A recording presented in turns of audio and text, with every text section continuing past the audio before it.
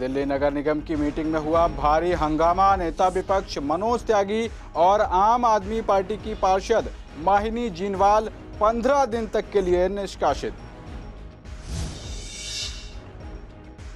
शाहदरा में पैसे न देने पर पोते ने की दादी की हत्या। नए साल की पार्टी के लिए पैसे मांग रहा था पोता, इनकार पर हथौड़ा मारकर ली जान।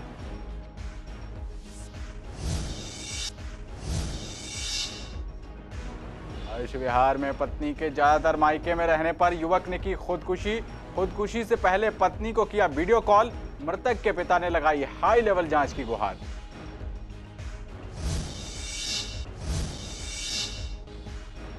किसान आंदोलन के 33वें दिन भी अपनी मांगों को लेकर बॉर्डर पर डटे अन्नदाता। बढ़ने लगा है किसानों का गुस्सा। गाजीपुर बॉर्डर धरना स्थल पर बड़ी संख्या में आ रहे किसान।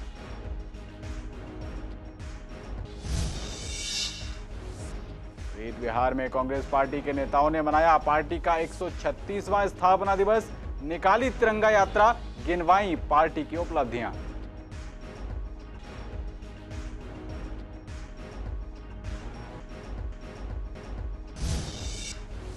आज की बड़ी खबर के साथ बुलेटिन की शुरुआत करेंगे। पूर्वी दिल्ली नगर निगम की बैठक में भारी हंगामा हुआ है। नेता विपक्ष मनोज त्यागी और आम आदमी पार्टी की पार्षद सदन से 15 दिनों के लिए निष्कासित कर दिया गया है। आपको बता दें कि हंगामा इतना ज्यादा बढ़ गया कि आम आदमी पार्टी की पार्षद गीता रावत महापौर के आसन तक पहुंच गई थी। यही नहीं, नेता विपक्ष मनोज कुमार त्यागी और पूर्व महापौर विपिन बिहारी में हाथापाई की नौबत तक आ गई। विपक्ष के नेता ने निगम में पेश एजेंडे को भी नेता सदन के हाथ से खींचकर फाड़ डाला। बैठक में हुए हंगामे से नाराज होकर मेयर निर्मल जैन ने विपक्ष के नेता मनोज कुमार त्यागी और पार्षद माहिनी जीनवाल को 15 दिन तक के लिए निष्कासित कर दिया है। पार्षद गीता रावत को भी उनके व्यवहार के कारण अनुशासनात्मक कार्रवाई के लिए पत्र जारी किया जाएगा। सोमवार को ईडीएमसी के सदन की मीटिंग बुलाई गई थी। जैसे ही मीटिंग शुरू हुई और सदन के नेता प्रवेश शर्मा ने शोक प्रस्ताव पढ़ना शुरू किया, इस पर आम आदमी पार्टी के सदस्यों ने हंगामा करना शुरू कर दिया। वे निगम में 2500 करोड़ रुपए के कथित घोटाले होने का आरोप लगा रहे थे और किसान बिल के पक्ष में बोल रहे थे। इस पर मेयर निर्मल जैन ने विपक्षी दल को काफी समझाया कि शोक प्रस्ताव पेश करने के वक्त संयम बनाए रखें। ये प्रस्ताव एक निगम पार्षद के परिवार के सदस्य की मृत्यु के लिए रखा गया था, लेकिन विपक्षी सदस्य नहीं माने। हंगामे के बीच जब नेता सदन ने प्रॉपर्टी टैक्स माफी योजना के बारे में प्रस्ताव पेश किया तो विपक्ष के नेता मनोज त्यागी ने प्रवेश शर्मा के हाथ से प्रस्ताव छीनकर फाड़ डाला। इस पर मेयर निर्मल जैन ने विपक्षी सदस्यों को निष्कासित करने का प्रस्ताव पेश किया, जिसे पास कर दिया गया। इसी तरह का हंगामा आम आदमी पार्टी के सदस्यों ने उत्तरी दिल्ली नगर निगम में भी किया है। और जितने इनके नकली प्रस्ताव थे, जितने झूठे भ्रष्टाचार से भरे हुए प्रस्ताव थे, वो सारे प्रस्ताव उस शोर के बीच में वो सारे पास कर लिए। इनके पार्षदों ने जिस तरीके से हमारी महिला पार्षदों के साथ बदतमीजी की है वो बहुत ही निंदनीय है। और ये लगातार अराजक कार्य करते हैं। जितने इनके पार्षद हैं वो हाथापाई करने पे उतारू हो गए। इनके पार्षदों ने वेल में आकर के हमारी महिला काउंसलरों के साथ धक्का मुक्की करी, हाथापाई करी, गालियां दी, मुझे गालियां दी। और ये कमाल की बात है कि इनके महिला पार्षदों ने पहले भी चप्पलें फेंकी थी और आज भी चप्पल चलाई है। तो ये सारी चीज़ जो है ये साफ दर्शाती है कि ये घोटाले के अंदर पूरी तरीके से भारतीय जनता पार्टी शामिल है और ये 2500 करोड़ पे बात ही नहीं करना चाहते। देखिए, अभी हम इनके खिलाफ कंप्लेंट दर्ज करा रहे हैं, थाने में कंप्लेंट देंगे जो हमारी महिला पार्षद के साथ बदतमीजी करी है उसके लिए। साथ ही हम मेयर साहब से भी इसका जवाब मांगेंगे कि आखिर मेयर साहब भारतीय जनता पार्टी के मेयर हैं या ईडीएमसी के मेयर हैं। उन्होंने एक तरफा ये जिस तरीके से सस्पेंड करने का हमारे पार्षदों को और मुझे सस्पेंड करने का जो निर्णय लिया, आखिर क्यों लिया? इस पे उनके जो काउंसलर हैं, जो भारतीय जनता पार्टी के जो काउंसलर हैं, उनको सस्पेंड क्यों नहीं किया गया? उन्होंने बदतमीजी करी, धक्का मुक्की करी, गाली गलौज करी, चप्पलें फेंकी, उसके बाद भी उनका एक भी पार्षद सस्पेंड नहीं किया गया। ये बहुत ही निंदनीय है। शाहदरा में एक युवा पोते द्वारा नए साल की पार्टी के लिए पैसे न देने पर दादी की हत्या कर देने का मामला सामने आया है। पूरा मामला पूर्वी रोहताश नगर का है, जहां शनिवार रात दोस्तों के साथ नए साल की पार्टी करने के लिए रुपए नहीं देने पर एक युवक ने अपनी बुजुर्ग दादी की हथौड़े से पीट कर हत्या कर दी। और आरोपी कमरे का ताला बंद कर फरार हो गया। रविवार सुबह शक होने पर परिजनों ने कमरे का ताला तोड़ा तो कमरे में 73 साल की दादी मृत पड़ी थी। सूचना मिलने के बाद पुलिस मौके पर पहुंची और कमरे से हथौड़ा भी बरामद कर लिया। पुलिस ने मामले में हत्या का केस दर्ज कर मृतका के 18 वर्षीय पोते करण को गिरफ्तार कर लिया है और पूछताछ कर मामले की जांच कर रही है। मिली जानकारी के मुताबिक शनिवार रात करण ने अपने दोस्तों के साथ नए साल की पार्टी मनाने की योजना बनाई थी और पार्टी के लिए वो अपनी दादी से रुपए मांगने गया, जहां उसकी दादी ने रुपए देने से इनकार कर दिया। इसके बाद करण किराएदार के पास पहुंचा और वहां से हथौड़ा मांगकर लाया। उसके बाद कुर्सी पर बैठी अपनी दादी के सिर पर हथौड़ा मारकर हत्या कर दी और मौके से फरार हो गया। इसके साथ ही आरोपी करण के नशा करने की बात भी सामने आई है। इसी वजह से उसकी दादी ने उससे पार्टी के लिए रुपए देने से मना कर दिया था। वहीं परिजनों ने करण के नशा करने वाली बात से इनकार किया है। सर ये मामला है आपका ये शाहदरा का रोहतास नगर लुधियाना बिल्डिंग का। सर मामला मर्डर का है, जिसमें पोते ने दादी का मर्डर किया। सर बात कुछ नहीं, ये शायद नशे का मामला है या कुछ। जी दादी नीचे रहती थी, पोते ऊपर रहते थे। एक वेपन था हथौड़ा, जिससे उन पे वार किया गया 6-7 बार। कुछ नहीं, स्टडी कर रहा था वो तो। मरने वाले का नाम सतीश कुमार जौली है और ये शाहदरा रोहतास नगर में रहते हैं। हैमर से मारा गया, सिर पे हैमर से वार हुआ है, उससे उनका डेथ हो गई उनकी। नहीं, घर पर कोई भी नहीं था। एक्चुअली वो उनके बड़े बेटे थे, वो सुबह कहीं बाहर थे, कहीं आस-पास में ही रहते, वहाँ से वो आए। उनका बेटा भी था, वो भी था साथ में, बेटा बहू 2 बच्चे भी साथ ऊपर ही रहते थे वो लोग भी। पैसे के लिए मारा गया या नशे के लिए मारा गया, पूरा भी शॉर्ट ही नहीं है पूरी। मेरी मदर का हुआ है और भतीजे ने करा है काम। हथौड़े से हुआ है, पुलिस ने जो बताया है का निशान था ब्लड। जब हम सुबह गए हैं तो ब्लड निकल रहा था, एक तरफ पड़ी हुई थी। मेरी मदर की 50 प्लस है, उनकी 73 के करीब हो। देखो जी, पुलिस वाले तो ये कह रहे हैं कि उसे पार्टी कर रही थी न्यू ईयर की, कुछ वो थोड़ा सा नशे वगैरह या कुछ करता होगा। हम क्योंकि मैं अलग रहता हूँ, मैं उनके साथ नहीं रहता, अलग मेरे पास तो फ़ोन आया था भाई का, छोटे वाले का, कि ऐसे मम्मी मिल नहीं रही। तो मैं वहाँ गया तो कह रहा जी हमने ताला इसलिए नहीं तोड़ा कि आप आ जाओ तब तोड़ेंगे। फिर मैंने ताला मतलब कि तोड़ा है। मुझे ये था कि मम्मी अंदर नहीं है, फ़ोन भूल गई है घर पे, क्योंकि रात से आई नहीं है। फ़ोन की घंटी बज रही थी, फ़ोन चालू था। तो मैं कहा अगर किसी और के पास है फ़ोन तो फ़ोन उठाएगा, और अगर अंदर भूल गई हैं तो कम से कम फ़ोन तो मिले, पता तो रहे। और अंदर गया तो अंदर वो मैंने चीज़ देखी है। वहीं उत्तर पूर्वी दिल्ली के थाना हर्ष विहार में एक शख्स द्वारा खुदकुशी करने का मामला सामने आया है।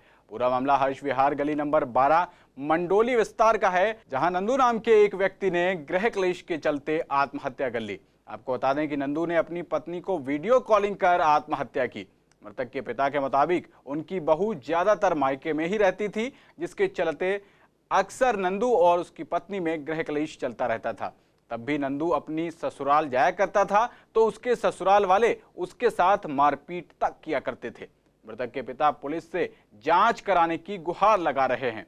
बहरहाल पुलिस ने शव को कब्जे में लेकर पोस्टमार्टम के लिए जीटीबी अस्पताल भेज दिया है और आगे की जांच में जुट गई है।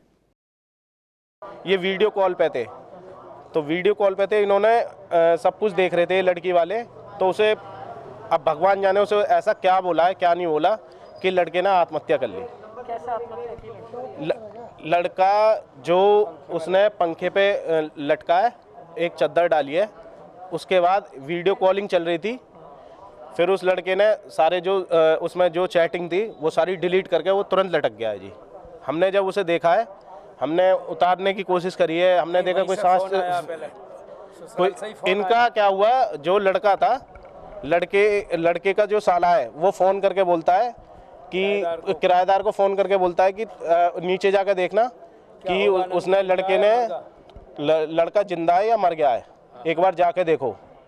तो जाके देखते वो लड़का लटका हुआ होता है। लड़के की उम्र थी 30 साल। जो लड़का था वो अकेला था और यहाँ पे लड़के का 50 गज का मकान है। वो चाहते थे ये मकान बेचो और हमारे पास आओ। उनकी यही धमकी रहती जी शुरू से ही। ये कहते हैं कि मकान बेचो यहाँ से। कौन कह रहा था मकान बेचने के लिए? हमारा लड़का ही, इस पे टॉर्चर करते होंगे वो। तो उनको पापा जी यहाँ से मकान बेचो। मगर भाई क्यों? क्योंकि यहाँ से अलग कहीं भी ले लो। मगर कहीं भी लो, वहाँ नहीं होगी झगड़ा। इसीलिए मैंने मना कर दिया, मैं तो बेचूंगा नहीं भाई, यहीं रहना मैंने, रहो तो रहो यहाँ, नहीं तो अपना एक कमरा वहीं ले लो और अपना सामान लेके चले जाओ। खबरों में आगे बढ़ते हैं। सोनिया विहार इलाके के एक खाली प्लॉट में अर्धनग्न अवस्था में एक युवक का शव मिलने से हड़कंप मच गया।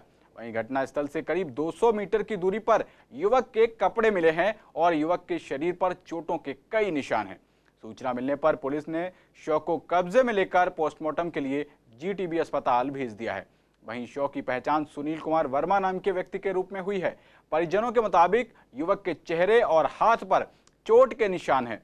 पुलिस का अनुमान है कि युवक की पीट कर हत्या की गई है और पुलिस हत्या के खुलासे के लिए इलाके में लगे सीसीटीवी कैमरों की फुटेज खंगाल रही है। मामला ऐसा था, दुकान पे हमारे चमन बिहार में दुकान है ज्वेलर्स की, तो 5 और 6 के बीच में दुकान पे आया था। मैं था नहीं, 25 तारीख को वो दुकान पे आए, बैठे उठे, चाय वाय पी, चले गए। उसके बाद हमें पता नहीं कहाँ गए कहाँ नहीं गए, कुछ पता ही नहीं लगा हमें एक्चुअल में कल जो है शाम को 4 बजे करीब पता लगा है। वो भी ऐसे कोई सर आए थे, हमारे बराबर मोबाइल की दुकान है, तो उन्होंने बताया ये कोई मर्डर हो गया है, तो ये किसी लड़के का, तो उन्होंने यही बताया था। बोले ये फ़ोटो दिखाना, उन्होंने फ़ोटो दिखाई तो बताया ये अमित के चाचा हैं। मेरे बेटा 4 बेटे हैं मेरे, तो बड़े से छोटे वाले को उन्होंने कहा तो अमित के चाचा है, उन्हें दिखाई फोटो, यहाँ मेरे चाचा हैं जी। बोले इनका मर्डर हो गया। नहीं ऐसा कुछ भी नहीं था, ऐसा तो कुछ भी नहीं था कभी। 2 महीने पहले वहाँ से आए थे, ये रामपुर थे, रामपुर में रह रहे थे 2 महीने पहले बुआ के यहाँ पे। हैं ये वहाँ पे काम, भाई बुआ के लड़के के साथ ना वहाँ पे शॉप पे बैठते थे। हाँ, ये वहाँ से 2 महीने बाद आए हैं, उसके बाद यहाँ पे आए हैं, रहे हैं, खाया पिया, अपना घूमते फिरते थे। इनका कोई मतलब घर वाला नहीं था, मतलब कहीं आज वहाँ है कल वहाँ है, ऐसे मतलब कहीं भी रुक जाते थे। आंदोलन को चलते हुए आज 33वां दिन हो गया है और वो अपनी मांगों को लेकर बॉर्डर पर अभी भी डटे हुए हैं और अब किसानों का गुस्सा बढ़ता ही जा रहा है। गाजीपुर धरना स्थल पर अलग अलग राज्यों से बड़ी संख्या में किसान आते जा रहे हैं और किसानों की संख्या बढ़ती ही जा रही है। वहीं दिल्ली में ठंड का प्रकोप भी बढ़ रहा है और कल हल्की बारिश भी हुई थी। ऐसे में किसान अपनी रातें कैसे गुजार रहे हैं, इस बात का जायजा लिया सीसीएन संवाददाता कुणाल ने। इस दौरान किसानों का कहना था कि उन्होंने सारे इंतजामात कर रखे हैं, उन्हें ठंड नहीं देखनी बल्कि अपना आंदोलन जारी रखना है। हालांकि बुजुर्गों को थोड़ी दिक्कत हो रही है, पर उन्होंने ठंड से बचने के लिए सारे इंतजाम कर रखे हैं।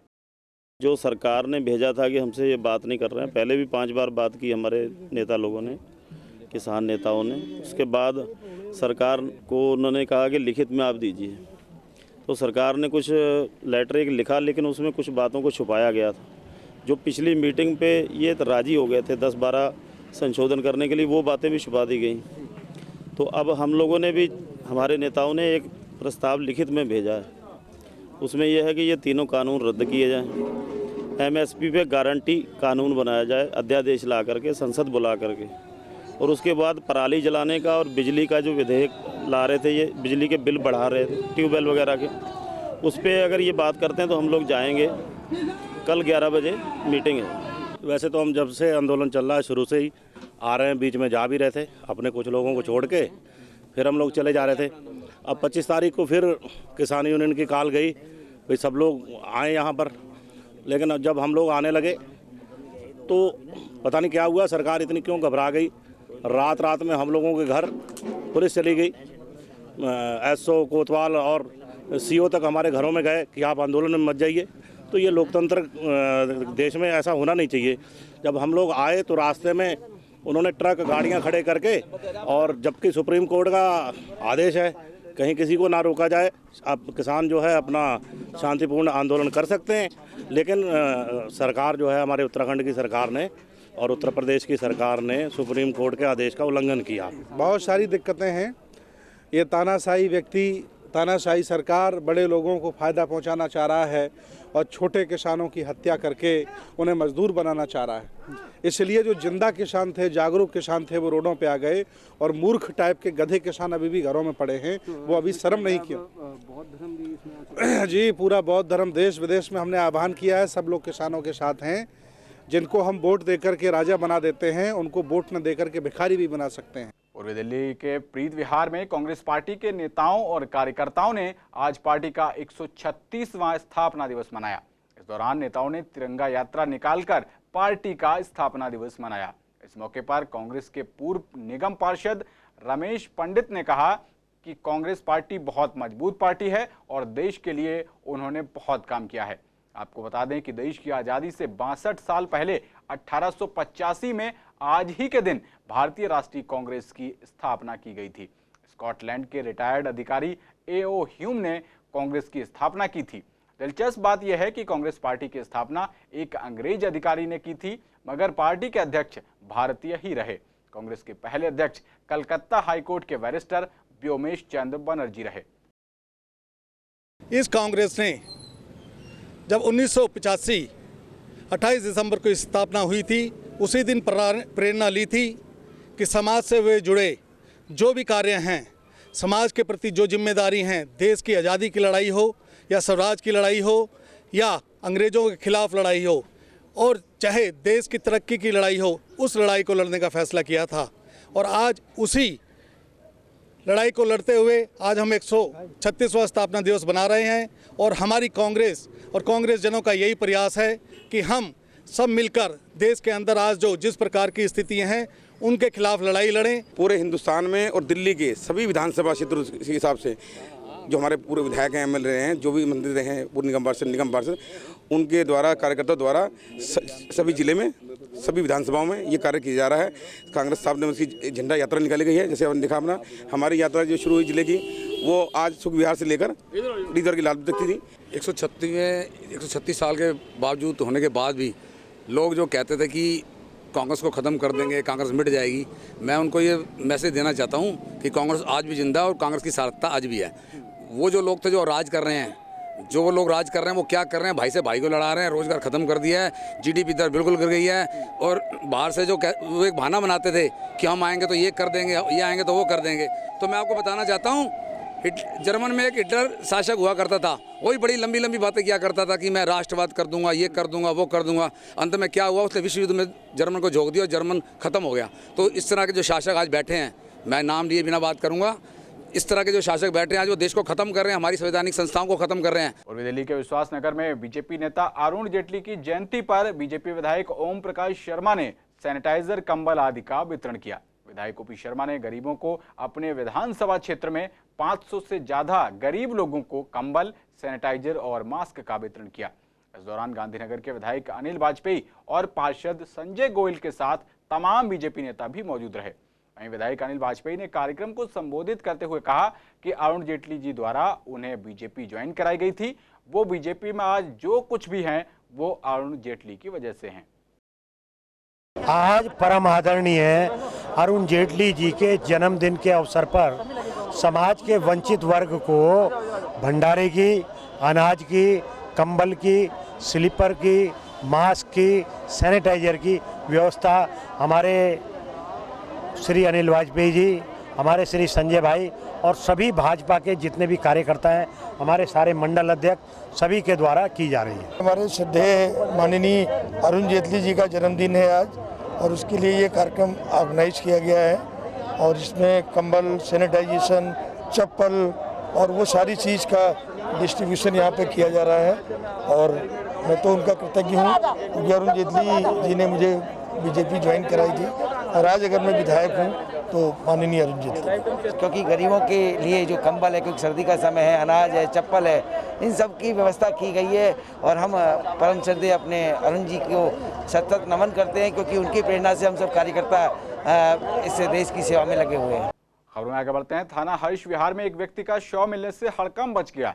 पूरा मामला सिवाने धर्मकांटा के पास का है, जहां एक कूड़ेदान में एक व्यक्ति का शव मिला। मृतक की पहचान 52 साल के गजेंद्र के रूप में हुई है। मृतक के परिजनों के मुताबिक सिवाने धर्मकांटा के पास किसी ने उन्हें हत्या करके उनकी लाश वहां फेंक दी। मृतक के परिजनों ने बताया कि व्यक्ति घर पर किसी से पैसे लेने जाने की बात कहकर गया था और घर नहीं लौटा।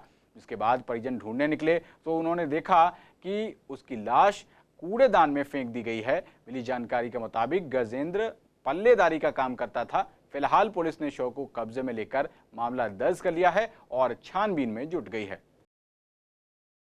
ये जी शिवानी धर्मकाटा का मामला है। ये पल्ली साइड वहाँ गाड़ी खड़ी थी। गाड़ी खड़े होने के बाद इनको वहाँ से मार के जूते वूते उधर पड़े हैं और खींच के कूड़े में ला के फेंक दिया गया है। अच्छा, क्या नाम था इनका? गजिंदर नाम था, 50 और 2, 52 साल उम्र थी। और ये पल्लेदारी का काम था इनका। सुबह घर गए, घर पे जाने के बाद 8 बजे वहाँ आ गए। उनको मेरे गाड़ी वाले से पैसे लेने जाने हैं। ये दुश्मनी कुछ नहीं थी। ये कहने के मैं गाड़ी जिस गाड़ी पे रह रहा हूँ वहाँ से पैसे लेने जा रहा हूँ। उसके बाद ये बिल्कुल नहीं लौटे हैं। और हमने जो हम परेशान हुए, हम सुबह गए जाके देखें तो ये मट्टी में, धूल मट्टी में पड़े हुए हैं। खींच के इतनी दूर से इन्हें कूड़े में फेंक दिया गया। बॉडी पता तो लगा नहीं है। रात से ही घर नहीं पहुँचे हैं। मर्डर की हम सब घर पे थे, पल्लेदारी का लोडिंग काम करते हैं। सुबह सब घर से निकलते 6 बजे तो वहाँ पड़ी थी इनके। हाँ जी, कम से कम इतनी दूरी थी, यहाँ से गाड़ी खड़ी है काफ़ी दूरी से, जूते उनके वहाँ पड़े थे और खींच के ला के दीवार सारे ऐसे टेक रखा था। सब जो ये सर जो ड्राइवर है जिसके साथ रहते हैं गाड़ी पे पल्लेदारी करते हैं वही बताएंगे। इस बुलेटिन में मेरे साथ इतना ही। बाकी खबरों के लिए देखते रहिए CCN। नमस्कार।